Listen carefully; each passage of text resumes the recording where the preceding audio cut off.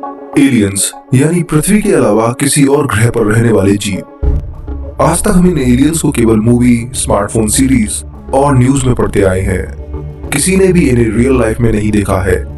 जिस तरह हमारे लिए पृथ्वी के अलावा किसी भी ग्रह का जीव एलियन है, ठीक ऐसे ही उनके लिए भी पृथ्वी का हर जीव एलियन ही है।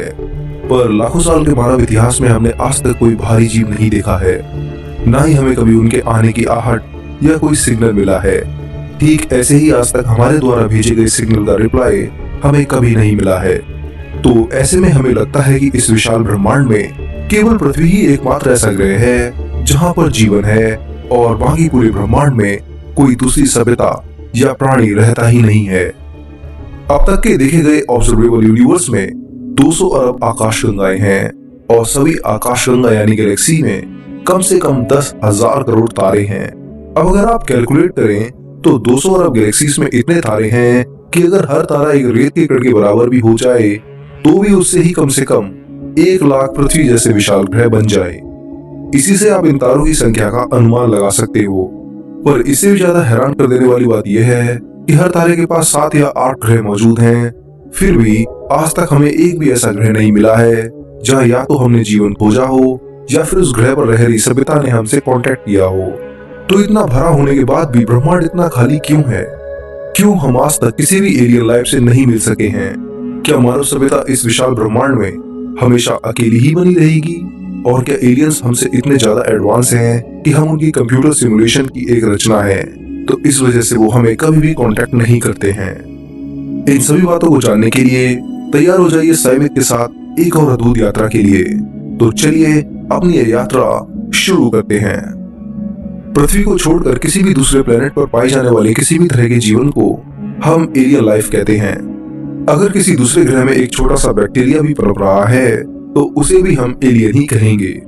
अगर हम खुद अपने सोलर सिस्टम की बात करें तो यहाँ पर पृथ्वी के अलावा किसी और प्लेनेट पर जीवन पॉसिबल नहीं है।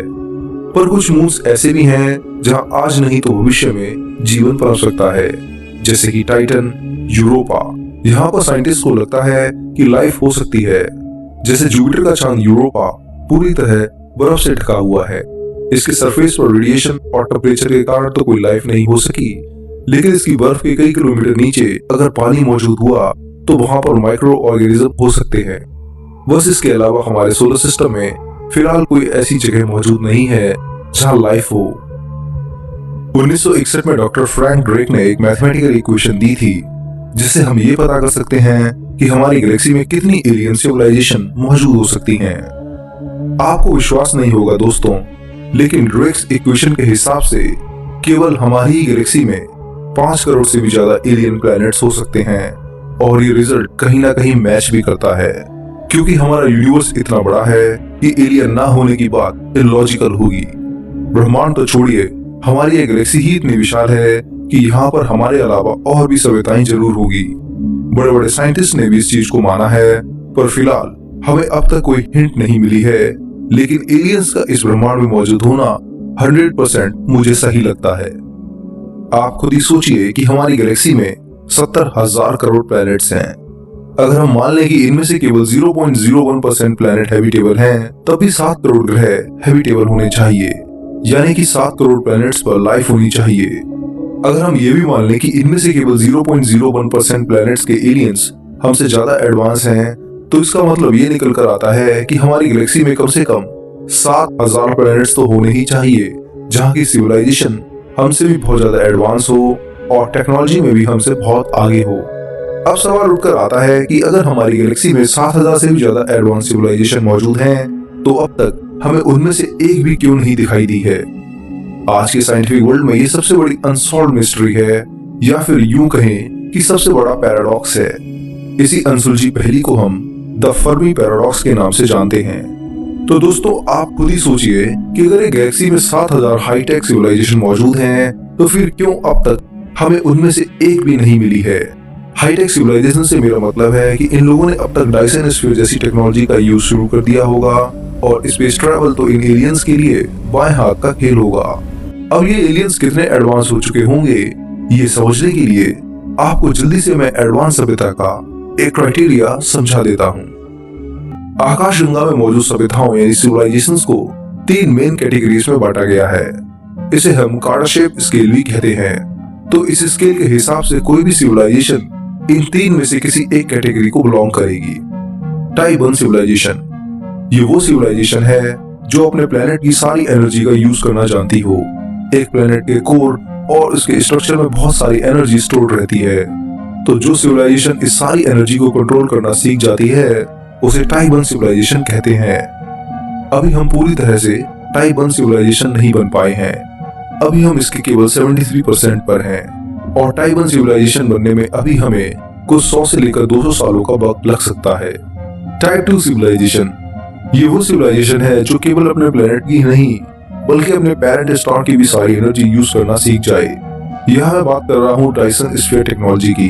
डायसन स्फीयर एक ऐसा विशाल का स्ट्रक्चर है जिसमें एक सिविलाइजेशन अपने तारों के चारों ओर मेटल से बना हुआ एक बहुत बड़ा स्फेरिकल स्ट्रक्चर लगा देती है और ये स्ट्रक्चर उस तारे की सारी एनर्जी को एब्जॉर्ब करता रहता है। हम अभी इसी सिविलाइजेशन के बारे में बात कर रहे थे कि हमारी गैलेक्सी में कम से कम इस तरह की 7000 टाइप 2 सिविलाइजेशन तो होनी ही चाहिए। हम इंसानों को यहाँ पहुंचने में 10,000 से लेकर 1 लाख साल तक लग सकते हैं। खैर, अब चलते हैं टाइप 3 सिविलाइजेशन की ओर। तो दोस्तों, ये सिविलाइजेशन बहुत ज्यादा एडवांस होती है क्योंकि इस कैटेगरी में केवल वो एलियंस आते हैं जो अपने सोलर सिस्टम में ही नहीं बल्कि पूरी गैलेक्सी पर कंट्रोल रखते हों। इस सिविलाइजेशन के पास इतनी कैपेबिलिटी होती है कि पूरी गैलेक्सी के किसी भी तारे या प्लेनेट से एनर्जी ले सकती है। यह भी कहा जाता है कि टाइप 3 सिविलाइजेशन ज्यादातर अपनी एनर्जी ब्लैक होल से लेती है। इंटरस्टेलर ट्रैवल इनके लिए बहुत ही आसान होता है। ये सिविलाइजेशन हमारे लिए किसी भगवान से कम नहीं है क्योंकि जो सिविलाइजेशन पूरी गैलेक्सी को कंट्रोल करती है वह अपनी मर्जी से किसी प्लेनेट को बना सकती है और नष्ट भी कर सकती है। इस तरह की सभ्यता इतनी कंप्यूटिंग पावर इस्तेमाल करती है कि एक बार में कई टाइप 2 सभ्यताओं को सिमुलेशन से बना करके कभी भी खत्म कर दे। इंसानों के लिए इसकी कल्पना करना भी असंभव बात है। लेकिन फिर से हमारे सामने वही सवाल आता है कि अगर ऐसी एडवांस सिविलाइजेशन हर गैलेक्सी में मौजूद है तो वो हमें अब तक दिखाई क्यों नहीं दी है? आखिर क्या कारण है कि लाइट से भी तेज इंटरस्टेलर ट्रैवल करने वाली इन सभ्यताओं को आज तक पृथ्वी क्यों नहीं दिखाई दी है? तो दोस्तों, इसके कुछ एक्सप्लेनेशंस मैं आपके सामने रख रहा हूँ जो शायद इस कठिन पहेली और कहीं तो फर्मी पैराडॉक्स को सॉल्व करने की कोशिश करेंगी। ये बहुत ही इंटरेस्टिंग एक्सप्लेनेशंस होने वाली हैं, तो प्लीज इन्हें ध्यान से सुनिए। सबसे पहला एक्सप्लेनेशन तो ये हो सकता है कि ऐसी सिविलाइजेशन हमसे बहुत दूर है। ये पॉसिबिलिटी सबसे सही लगती है। तो चलिए जानते हैं कि आखिर कैसे। जैसा कि मैंने आपको शुरू में बताया है कि हमारी मिल्की वे गैलेक्सी में 7,000 से ज्यादा एलियन सिविलाइजेशन हो सकती हैं, पर इतनी विशाल आकाशगंगा में इन सभ्यताओं के बाद भी 70,000 करोड़ तारे मौजूद हैं और ये तारे भी एक दूसरे से काफी दूर हैं। जैसे कि अगर हम अपने सूर्य की ही बात करें तो हमारे सूर्य से सबसे नजदीकी तारा प्रोक्सिमा सेंटोरी है। पर सुनने में ये नजदीक लगता हो पर ये वास्तव में हमसे 41 खरब किलोमीटर दूर है। यहाँ पर वॉयेजर जैसे यान को भी पहुंचने में 73,000 साल लग जाते हैं। तो आप ही बताइए कि जब सबसे नजदीकी तारा 4 लाइट ईयर और कहीं तो 41 खरब किलोमीटर दूर है तो फिर बाकी तारों का तो कहना ही क्या। अब अगर कोई सिविलाइजेशन टाइप 2 कैटेगरी में आ गई है और वो अपने आसपास के सोलर सिस्टम में विजिट भी कर रही है, तब भी इस बात के काफी कम चांसेस हैं कि ऐसी कोई सिविलाइजेशन हमसे मिल पाए, क्योंकि ये गैलेक्सी सच में बहुत ही बड़ी है। हाईली एडवांस सिविलाइजेशन को भी इस गैलेक्सी को कवर करने में लाखों सालों का वक्त लग जाएगा। तो इसलिए ऐसा हो सकता है कि इस गैलेक्सी में एलियंस तो हों, लेकिन वे हमसे इतना दूर हैं कि आज तक वे हमें कभी डिस्कवर नहीं कर पाए और ना ही हम उन्हें खोज सके। आइए अब फर्मी पैराडॉक्स की दूसरी एक्सप्लेनेशन जानते हैं जो सच में आपके होश उड़ा देगी। इस पैराडॉक्स की दूसरी एक्सप्लेनेशन है टाइम गैप। दोस्तों, हम जानते हैं कि हमारी पृथ्वी की उम्र 450 करोड़ साल है, जबकि ये गैलेक्सी तो 13 अरब सालों से एग्जिस्ट कर रही है। अगर हम अपनी बात करें तो आज का आधुनिक इंसान भी इस पृथ्वी पर केवल 3 लाख साल से मौजूद है। इन 3 लाख सालों में हमने जो भी रहस्यमयी और अद्भुत चीजें देखी हैं वह सारी हमें लगभग इतिहास में दर्ज मिल जाती हैं। लेकिन क्या हो अगर मैं कहूँ कि कोई सिविलाइजेशन इस पृथ्वी पर 3 लाख साल पहले आई हो, तो हम उसके बारे में कैसे जानेंगे? दोस्तों, आप पहले से ही जानते हैं कि इस गैलेक्सी की उम्र कितनी ज्यादा है और साथ ही साथ इसके कई तारे और सूर्य भी करोड़ों साल पुराने हैं। तो क्या ऐसा नहीं हो सकता है कि कोई सिविलाइजेशन तब पनप रही हो जब हमारी पृथ्वी बनना शुरू हुई हो?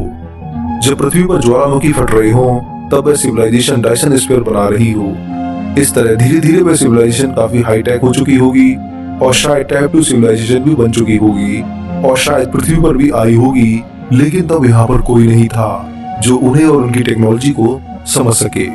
हो सकता है कि उस वक्त पृथ्वी की एटमॉस्फेरिक कंडीशंस हैबिटेबल नहीं थी, इसलिए ये ग्रह उस सिविलाइजेशन को बिल्कुल बेकार लगा और वे आगे बढ़ गए।